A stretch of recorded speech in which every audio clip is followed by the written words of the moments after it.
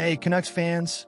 Before we dive into today's big story, make sure to hit that subscribe button and join our channel for all the latest updates on Vancouver Canucks news. Don't miss out on exclusive insights and breaking stories about your favorite team. Now let's get to it. Brock Boeser is aiming big in his next contract negotiations, and it's creating quite the buzz among NHL fans. According to a report by Sportsnet's Nick Kyprios, Boeser is seeking an 8-year deal worth over $8 million per year in average annual value. That's a significant raise from his current $6.65 million AAV contract. But will the Vancouver Canucks be willing to meet those demands? Or could we see Boeser skating for another team next season? Here's what we know so far.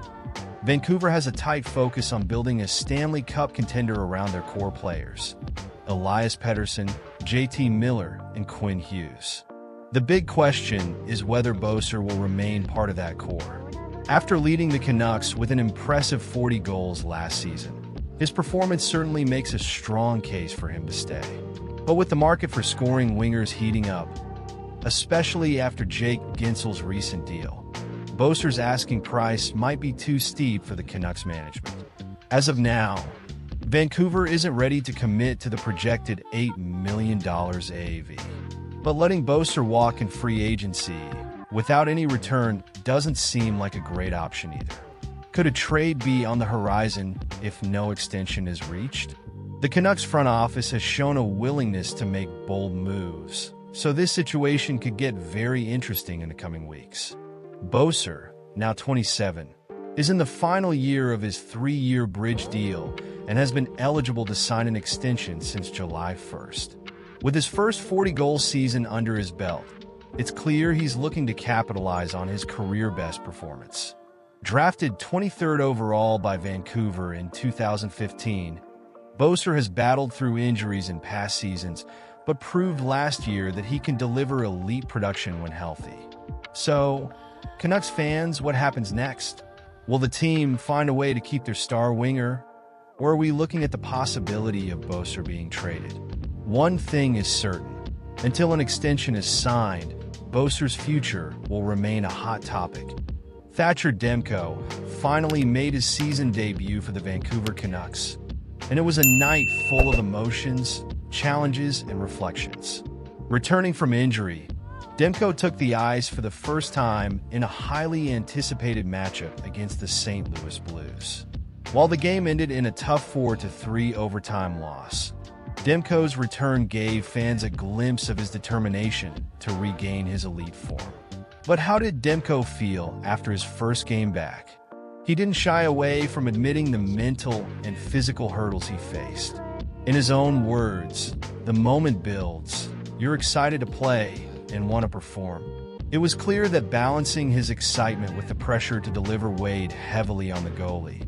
As he acknowledged some plays he wished he had approached differently. One thing that stood out was Demko's focus on rebuilding his pre-game routines and mental sharpness. Part of it is just trying to remember routines and manage expectations, he explained. For Demko, returning to top form isn't just about physical preparation. It's about warming up the mental side and adjusting to the fast-paced action of the NHL. This honesty gives fans insight into the challenges a top-tier goalie faces when coming back from injury. And let's not forget the chatter about Demko's new black pads. When asked about his gear, Demko brushed it off with a smile, saying, "That's the last thing I'm thinking about right now." While the question lightened the mood, it underscored his focus on what truly matters: getting back to his best between the pipes. As the game progressed, Demko admitted he started to feel more comfortable, adjusting to the speed and flow of play. "I thought I felt better as the game went along," he shared. He talked about the challenge of reading traffic in front of the net and reacting to fast plays, acknowledging that these split-second decisions will improve as he gets more game time under his belt. While Demko was critical of his performance, he made it clear that this game is just the first step in his journey back. He knows there's work to do, but remains confident that with time, his sharpness and decision-making will return. For the Canucks, having Demko back in net is a crucial building block for a successful season. Now, over to you Canucks fans. What do you think of Demko's performance in his return? Do you believe he's on track for a strong comeback season? Let us know your thoughts in the comments below. And before you go, don't forget to like this video, subscribe to our channel, and hit the notification bell for all the latest updates on your Vancouver Canucks. Thanks for watching, and we'll see you next time.